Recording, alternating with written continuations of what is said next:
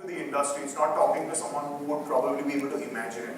Here it's trying to talk to someone who probably doesn't completely recognize that they are in virtual reality, and it's about making them feel like, you know what, you're not in virtual reality, you are actually in your house. So the idea here is, there are these really interesting things where you can do markups, you can do, so there's a whole host of tools that kind of come along with it. But the idea here is again, if you imagine using it through the, in for example, a sales office, you would really quickly sort of be able to explain someone, you know what, this is what your house will look like. And go next. So one of the things that we realized, what we use is, I don't know if you've used the HTC Vive, but it's right outside. We use the same thing, and we've got a suite in our office also. And what we've realized is that the concern is when someone who's a little older has a little bit of a concern with the technology. So you're trying to kind of explain to them, you know what, these are the joysticks, this is how you point them, and this is how you use them. There's always a little bit of a concern to do with, you know, they feel a little uncomfortable. And what we found is that if we really want to take this to the next level where, you know, anyone who is interested can actually have this experience of virtual reality, we need to somehow find a way to eliminate these sort of joysticks and sort of have that, you know, like something like the Apple touchscreen when it first came out. All the phones were doing something, and you know, you found a way to do it really intuitively. So we've not been able to completely crack it yet, but the next step for us is finding a way to eliminate the joysticks. So we'll show you one of the videos where we've been sort of playing with this, which allows us to completely eliminate any sort of a hand. Your hands are completely free, and you can actually touch stuff, you can actually manipulate stuff. So if you see, the camera at the bottom is actually what you are actually seeing, that's you in the room. And here you're actually able to create things, you're actually able to mold it. So here you can imagine if I'm walking into sort of a space, I can kind of say, I want to go here, I want to go there, I want to change this color, I want to do this, maybe I want this furniture option.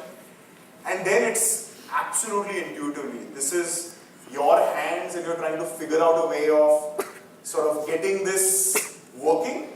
And then it really is virtual reality, because then you have nothing holding you back. Then you just have a screen, which you don't realize that you are in another sort of virtual dimension, etc. And you are doing stuff with your hands. So you kind of hopefully get closer to Minority Report. I think that's pretty much it. That was our presentation. And there's a whole bunch of sort of demos that we did, which I didn't show because I don't want to kind of make this too long, but come see us, we'll be happy to talk.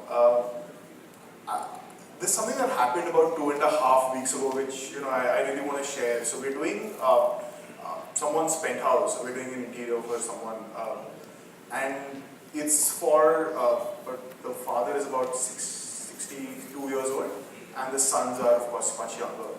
And so it's a father and two sons, and you know, every time they came to office, of course we would have the typical interior layouts and plans, elevation sections, etc. And so what we did one time is we kind of put it into virtual reality, and we kind of said, you know what, walk through your room. And you know, of course the father said, you know, give my son, I can't do this kind of stuff. And we said, no, just try it. And what was really interesting is in the beginning, when he would do it, it would just be about kind of, you know, the spectacles, you know, is it okay, is it not okay, I'm a little uncomfortable, how do I walk, etc.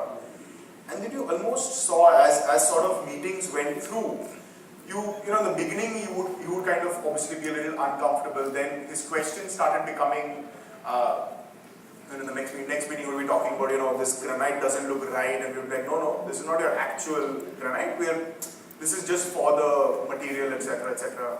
And then he kind of started using it where then you'd be like, you know what, this console is not the right height, you know, I want one drawer more. And then you kind of started seeing this sort of transition of him recognizing, you know what, this is the right way of sort of using the technology, even though he might not understand the technology at all.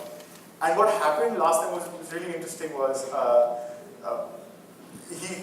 like every sort of Gujarati, he was very concerned about maintenance, and he's like, the bed that you designed is really cool and funky and stuff, but is it possible to clean it? And then before I could answer, he sort of bent down and sort of looked at what the bed is like.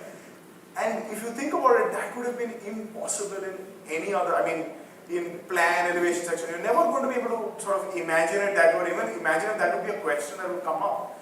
But I think that's where we are at. We've sort of not completely understood what this technology can do, probably because it's too new.